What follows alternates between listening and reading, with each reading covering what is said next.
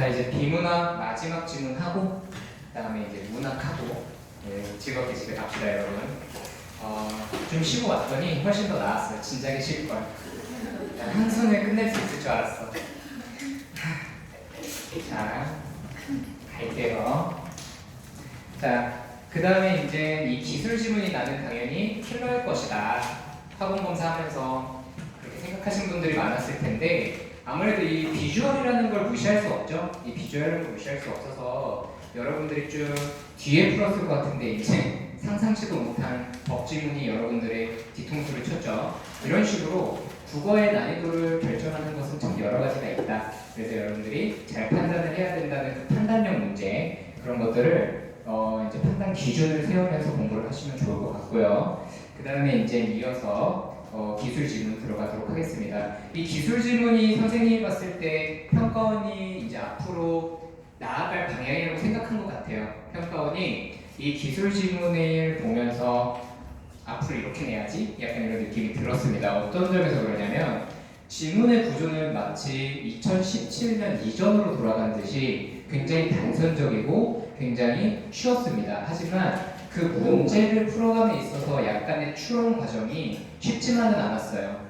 그래서 묻고자 하는 건 굉장히 면밀해지고 지문 자체는 힘을 뺀 어떤 그런 모습을 보이고 있다. 그러니까 이제 2019년 수능이 뭘 비판을 받았냐면 지문을 힘들게 읽었더니 문제는 더 어려워.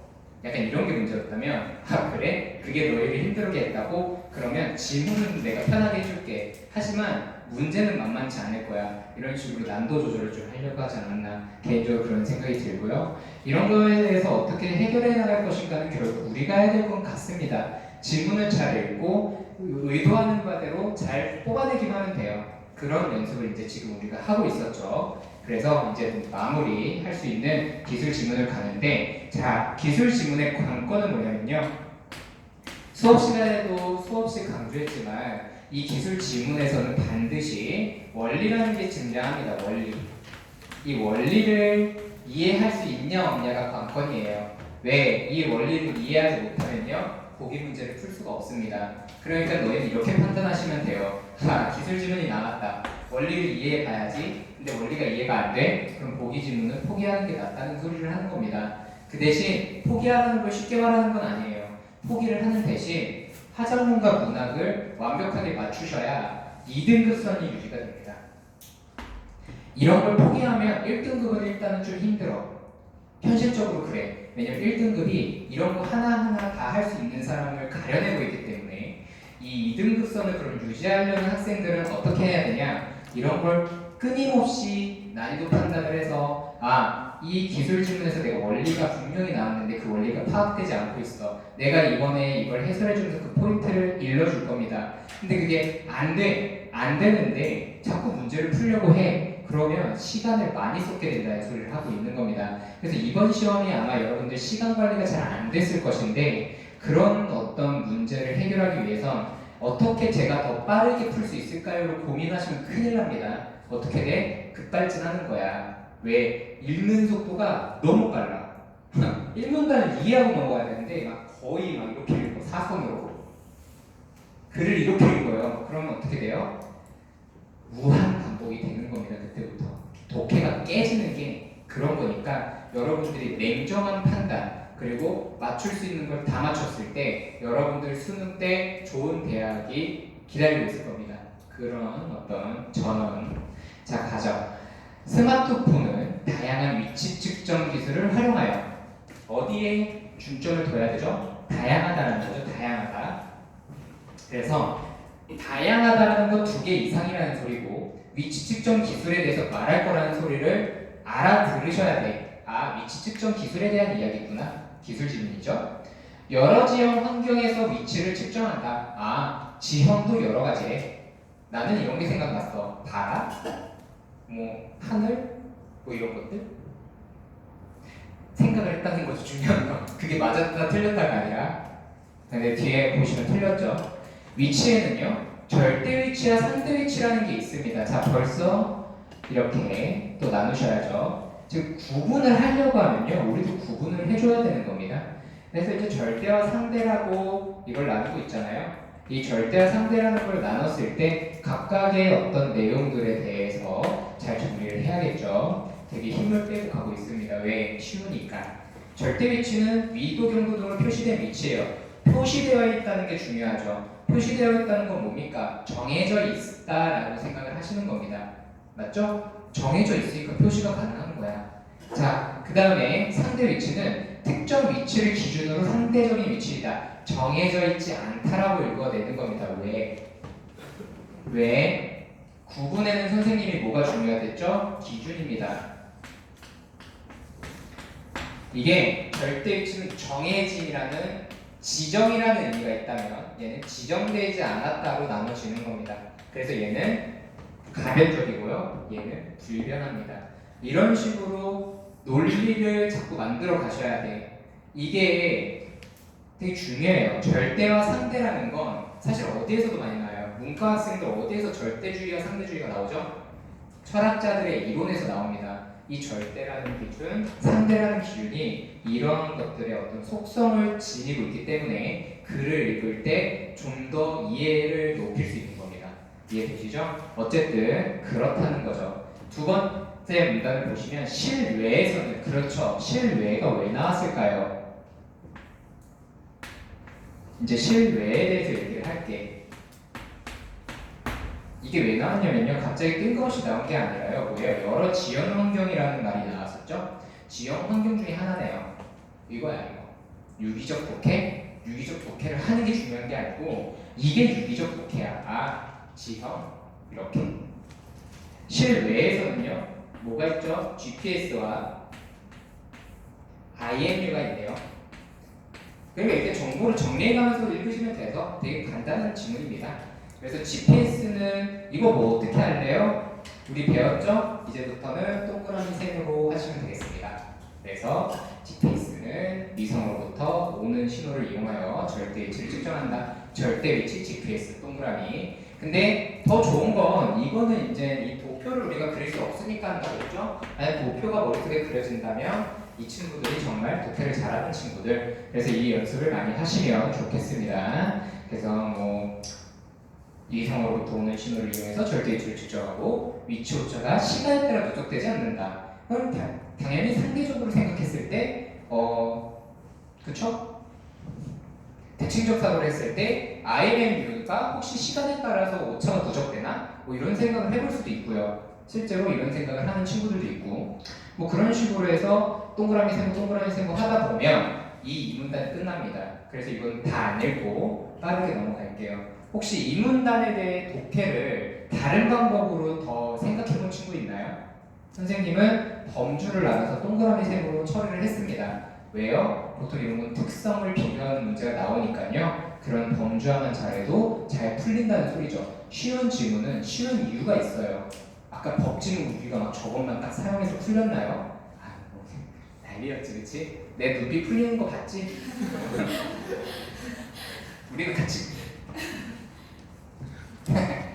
시골이고 이렇게 좋은 걸 쉴걸 한 2시간마다 쉴걸 2시간이면 끝날 줄 알았지. 그래서 자 갑시다.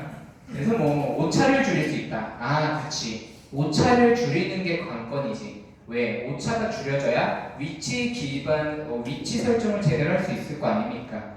자 한편 실내에서 그쵸. 실외를 말했으면 실내도 말해야겠죠. 여기서부터 조금 읽어볼까요? 한편 실내에서 위치 측정에 사용 가능한 방법으로는 블루투스 기반의 비콘을 활용하는 기술이 있다. 자, 비콘이죠? 비콘입니다. 비콘이 뭔지 어떻게 생겼는지 전혀 모르기 때문에 우리는 그냥 비콘이라는 게 있다라는 것만 알 수 있죠. 근데 실내에는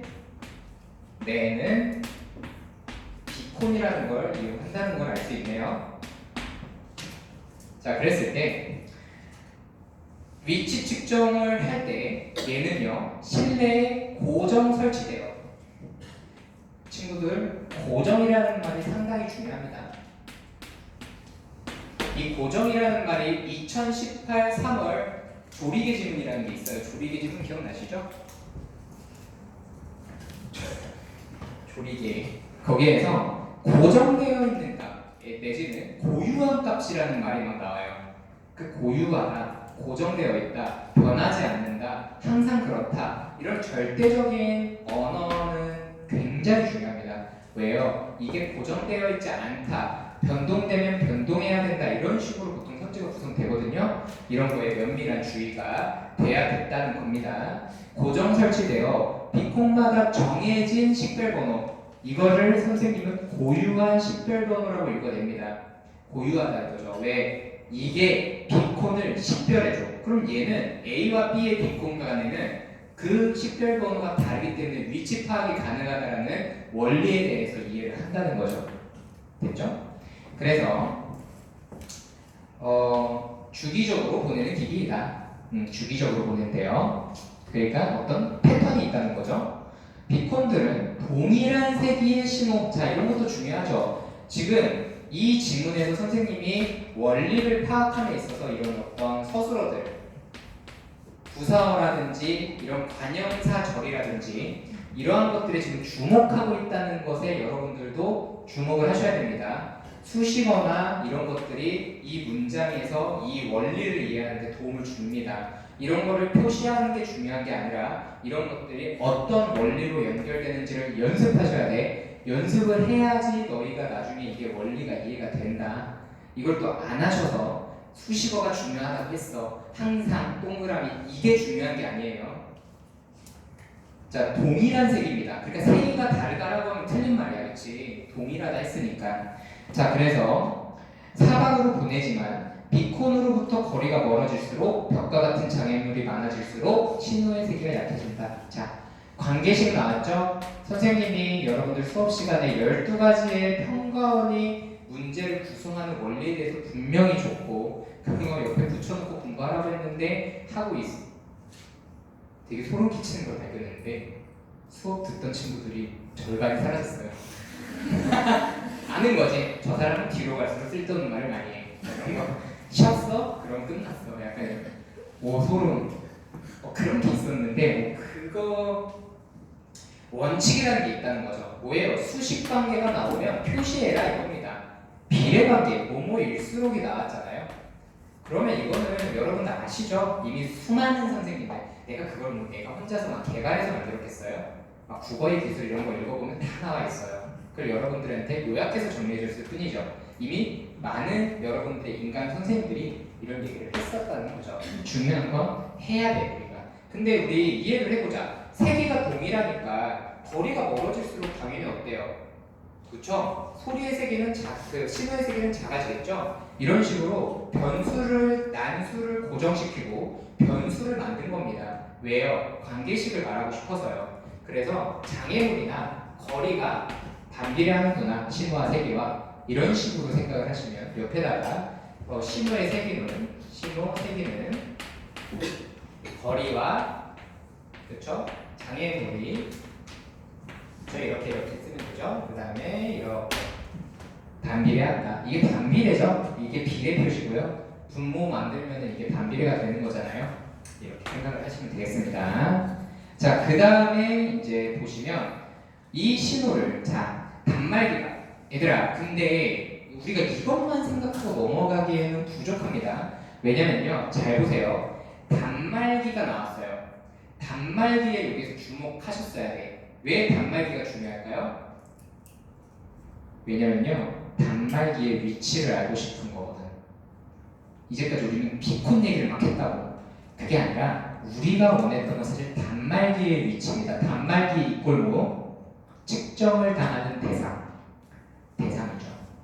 나야. 핸드폰이야. 단말기가 핸드폰이야. 그치? 그러니까 이 단말기가 비콘 신호의 도달거리 내로 진입하게 되면 단말기 안의 수신기가 이 신호를 인식하게 되고 이 신호를 이용해서 2차원 평면에서의 위치 측정을 하는 인식하게 되고 그거를 방법을 통해서 1년에 그것을 인식하게 된다 이거죠. 그러니까 중요한 게 단말기와 비콘과 이런 걸 구분 지어야 된다는 얘기를 하는 겁니다. 이거 되게 중요한 거예요. 근데 우리가 독해하다 보면요, 어느새 주어는 다 사라져 있고요. 비콘, 왜 문제에서는 이걸 구분해주지 않거든.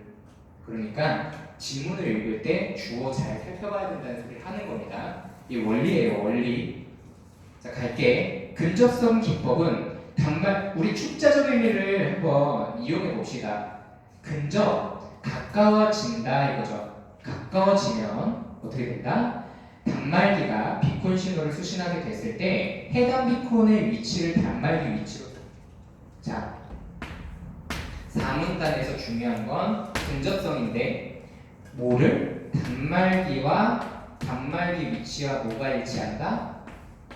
비콘이 일치한다. 자, 이 문제를 쉽게들 풀었겠지만 이거를 뽑아낸 친구가 있었어야 된다. 이게 관건이었다. 단말기가 어떻고 저떻고 이게 중요한 게 아니고 단말기 위치가 비콘과 일치한다 이겁니다. 왜? 다른 건 안 일치하거든. 이게 원리 파악이라는 겁니다. 이게 원리. 자, 그래서 보시면 여러 비콘이 그럼 궁금해하죠. 아니 그래, 비콘이 하나 있었으면 그 비콘의 위치가 단말기 위치인데 만약에 비콘이 여러 가게 있으면 뭐가 비콘 단말기 위치로 설정이 되는 겁니까? 어느 비콘이 될까요? 그랬더니 뭐예요? 신호가 가장 강한이라는 말을 썼네요. 이거를 나는 이렇게 말하고 싶어요. 장애물이었고 가장 가까운 거리에 있는 비콘이라고 이 도모 치안이 자연스럽게 되셔야 몇 번 문제? 41번 문제를 풀 수 있었다. 잘 들어라. 이거 비례가 중요한 게 아니야 얘들아. 설마 비례가 중요한 게 이거 보려고 하는 거였으면 이건 어디 수준에서 끝난 거면 고2 수준에서 이미 끝났어. 안 물어봐 이런 거 이제. 뭐냐면 얘와 얘가 같다라는 거야. 얘와 얘는 관계로 같다라는 거야. 뭐가? 얘분의 1은 얘야. 이렇게. 동어 치안을 관계식으로 만든다고.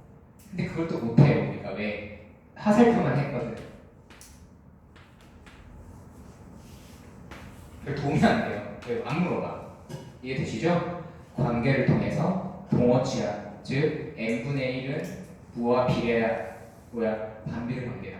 이게 거리와 세기의 관계. 그것을 41번에서 한 번 더 비틀었죠. 뭐로? 그림, 반지름으로. 이게 골 때린다 이겁니다. 뭐 어쨌든 문제 풀 때 보고. 삼변 측량 기법은 3개 이상의 비콘으로부터 수신된 신호 세기를 측정하여 단말기와 비콘 사이의 거리로 환산한다. 자, 이게 원리죠.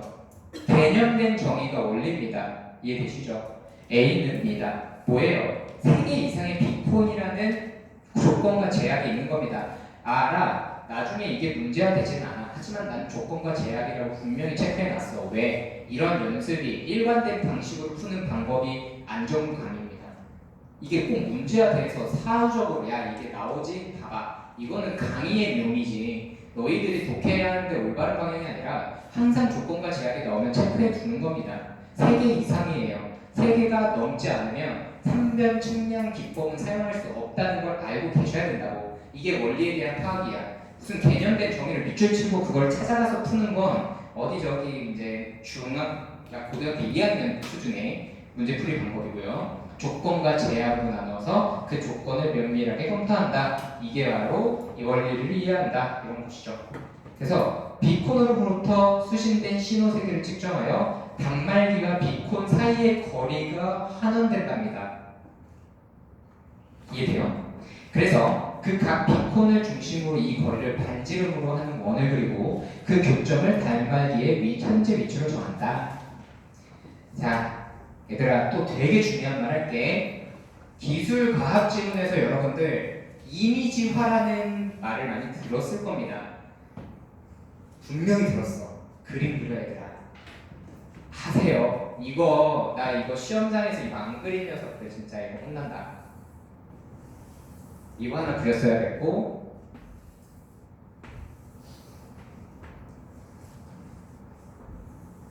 이렇게 하나 그렸어야겠고 지금 문장에서 이 두 그림을 그렸잖아.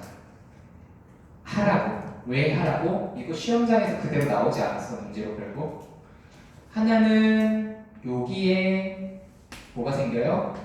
단말기 위치라는 판단이 설 거고 하나는 여기에 단말기 위치라는 판단이 설 거라는 소리죠. 이걸 안 하시니까 이게 이해가 안 된다. 그림이 있으면 그 그림을 이용하시고 그림이 없으면 만들어서 이해하시고 이해를 하라는 겁니다. 넘어가는 연습하지 마시고요. 이제부터 기출 풀 때 그림 다 그리세요. 해 1등급 받아야지. 안 되는데요, 쌤? 되게 공략집에 오로 써져 있다고 쌤 키우세요. 그림을 그리세요, 이런 거죠. 자, 그래서 각 비콘의 중심을 이 거리로 반지름을 합니다. 얘들아, 이게 거리로 읽힐 수도 있지만 뭐라고 읽힐 수도 있어요. 이런 거를 색이라고 읽을 수 있다는 거죠. 어디에서? 비례 반비례에서 우리는 관계를 파악하면서 그거를 이해한다, 이런 거죠. 자, 그래서 넘어갈게요. 위치 지도 기법은 야, 누가 봐도 얘가 제일 기네, 그치? 뭐예요? 문제를 출제했다 이거죠. 측정 공간을 작은 구역으로 나누었대요. 자, 그럼 그림을 그리려면 애들이 또 그렇습니다. 그림을 제가 틀리게 그릴 것 같은데요. 아니야, 너희를 너무 무시하는 거야. 틀리게 그릴 리가 없지. 그냥 이렇게 네모를 그리면 되죠. 이게 뭐예요? 이게 측정 공간이죠. 이거를 기준을 나누면 돼요. 그럼 한 4개 정도로 나눠봅시다. 이렇게 그리면 되죠. 그 다음에 어떻게 하면 돼요? 뭐라고 돼 있어? 기준점을 설정한대요. 그냥 중간 정도의 기준점을 설정하겠죠. 인간이라면. 그쵸? 기준점. 맞죠? 그리고 그 주위에 비콘들을 설치한대요. 비콘이 설치되는 거죠. 이걸 구분하려면 이렇게 고유 번호도 주고 이렇게 하겠네. 뭐 이렇게 그리면 되죠. 5개는요? 이렇게 이해되시죠? 자, 그래서 기준점에 도달하는 신호의 세기를 측정한다. 얘가 이 그림을 그려놓으니까요. 비콘과 기준점이 거리가 있대요. 얘가 아니라 얘는 다르다는 걸 알 수 있네요. 이해되시죠? 이렇게 구분을 해야 된다고. 아까 그랬죠? 단말기 위치와 비콘 위치를 구분을 했듯이 기준점이라는 놈과 비콘 위치도 구분이 돼 있었어야 된다는 소리를 한 겁니다. 이해되시죠? 그러니까 기준점은요, 여기가 기준점일 수도 있었겠네요. 그렇죠? 비콘이 오히려 여기 있으면 이건의 거리를 측정한다 이렇게 됐다는 거죠. 이해돼요? 이게 거리는 곧 색이니까, 신호의 색이니까 그런 걸 통해서 어떤 위치를 판정했다 뭐 이런 소리를 하는 거죠. 그래서 잘 보세요. 그리고 나서 이 신호의 세기와 비콘의 식별번호 그리고 기준점의 위치 좌표를 서버에 있는 데이터베이스의 위치 지도로 기록해 놓는데요. 잘 들으세요. 데이터베이스는 서버에 있는 데이터베이스고요. 거기에다는 이 세 가지를 미리 등록해 놓는 겁니다. 그쵸? 등록이 안 돼 있으면요, 우리가 진짜 측정하고 싶었던 단말기의 위치 값을 구할 수가 없죠. 이렇게 이해를 하시면 되겠습니다. 이 세 가지는 밑줄을 쳐놓는 거죠. 왜? 이 세 가지를 외우는 게 중요한 게 아니라 이 세 가지가 필요하다. 첫 번째 뭐? 신호세기. 두 번째 뭐? 이걸 신호세기를 또 신호세기로 읽으실 거예요. 난 이거 신호세기로 읽는 거 되게 불편한데 뭐로 읽을래? 누구 시켜볼까? 재준아, 뭐로 읽을래? 고개를 들어라. 누굴 시켜볼까? 이거 신호세기 뭐로 읽으셔야 돼요? 유능한 미안. 욕한 거 아니지? 이게 뭐냐면요, 뭐와 뭐 간의 거리, 기준점과 비콘 간의 거리라고 읽으셔야죠. 네. 그러니까 이게 시험 문제가 이렇게 돼요. 신호의 세기는? 이라고 물어보지 않아요. 왜요? 신호 세기는요, 1, 2, 3, 즉 3병 측량 기법과 위치 지도 기법의 거리가 의미가 다를 수 있잖아. 그치? 그렇게 이해를 하시는 게 좋겠죠. 자, 신호 세기를 측정한 뒤, 자, 그럼 봅니다. 특정한 위치에 도달한 단말기가 비콘 신호를 수신하게 되면 신호 세기를 측정한 뒤 비콘의 식별 변화와 함께 서버로 전송한다. 뭘 서버로 전송한다는 거예요? 그 신호의 세기를 전송한다는 소리겠죠? 서버는 수신된 신호 세기와 가장 가까운 신호 세기를 갖는 기준점을 데이터베이스에서 찾아와 이 기준점의 위치를 단말기에 알려준다. 얘들아, 주목. 우리가 알고 싶은 거 나왔다. 귀결됐다. 그치? 기준점은 곧 뭐다? 단말기 위치다라는 거를 여기에서 뽑아냈었어야 된다.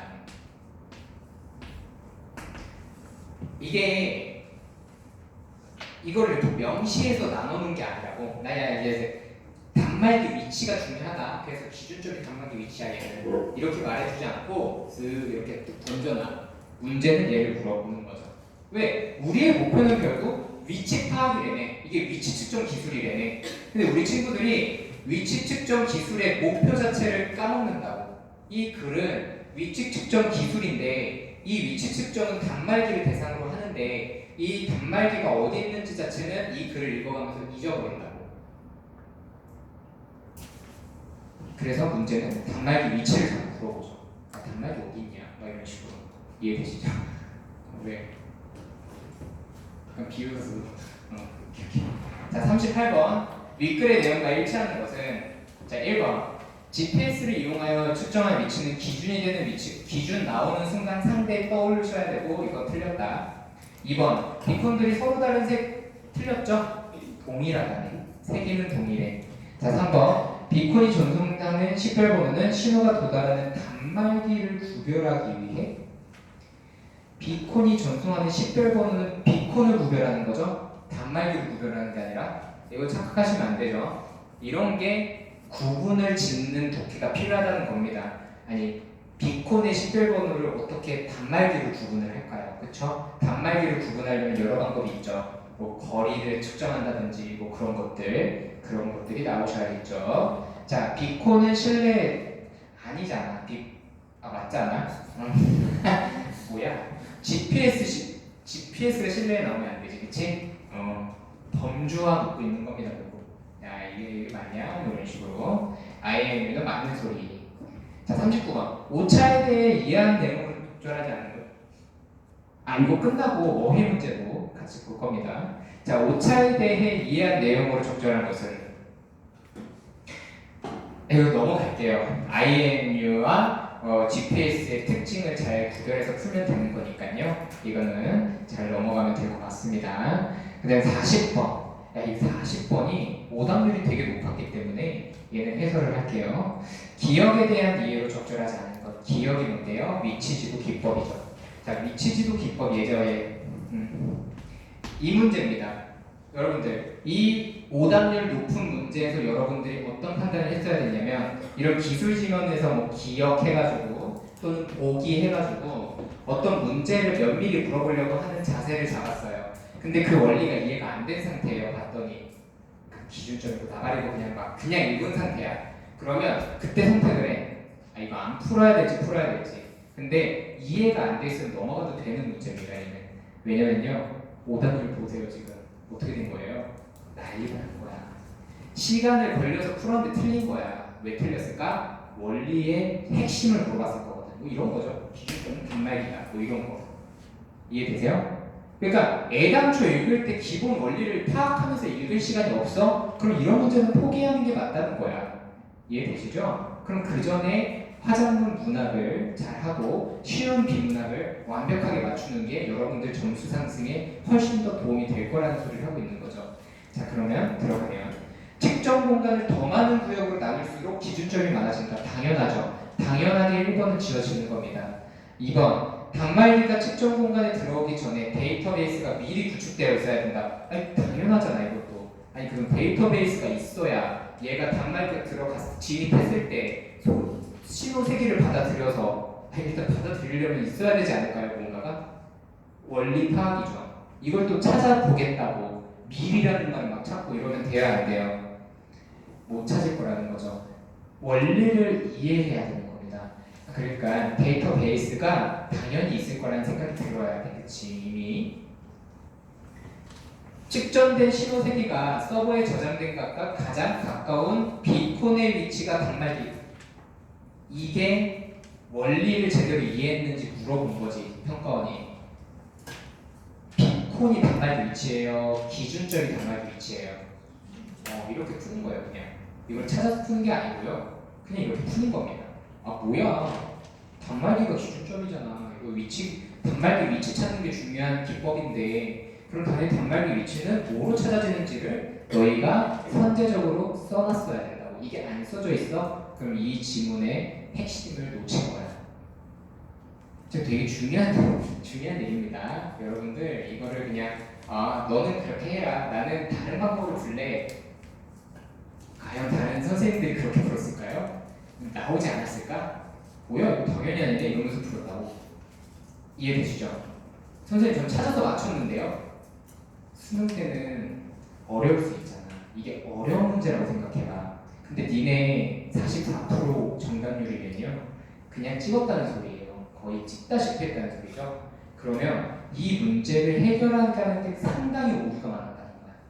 이건 그냥 이렇게 푸는 게 맞죠? 왜? 기준점이 중요한 게 아닙니다, 여러분. 단말기 위치를 뭐로 잡느냐가 선지적으로 머릿속에 있어서 풀었어야 되는 소리를 하는 거야. 이게 약간 여러분들이 많이 놓치는 것 중에 하나라는 거야. 이 글이 위치를 설정하고 그 위치를 파악하는 글이기 때문에 단말기의 위치는 항상 중요했는데 지문에서 단말기라는 말을 잘 안 꺼내죠. 의도적으로 숨긴 겁니다. 이해되시죠? 좋은 글이었다면 단말기 이러면서 단말기 위치는 이런 걸 꼭 야 이거 기억해 이렇게 말을 했겠지만 이 글은 문제이기 때문에 이걸 위해서 숨긴 거야. 어때요? 학생들이 아주 작살이 났죠. 이게 평가원이야. 평가원은 이렇게 난도 조절을 하고 있다. 이거 고난도입니다. 여러분들에게 있어서 지금 비콘을 이동하여 설치하면 정확한 위치 측정을 위해 데이터베이스를 갱신할 필요가 있다. 여러분 3번을 못 고르니까 4번을 고른 거야. 4번이 판단이 거의 불가능할 정도로 추론을 해내야 됩니다. 거꾸로 올라가야 되거든요. 거의.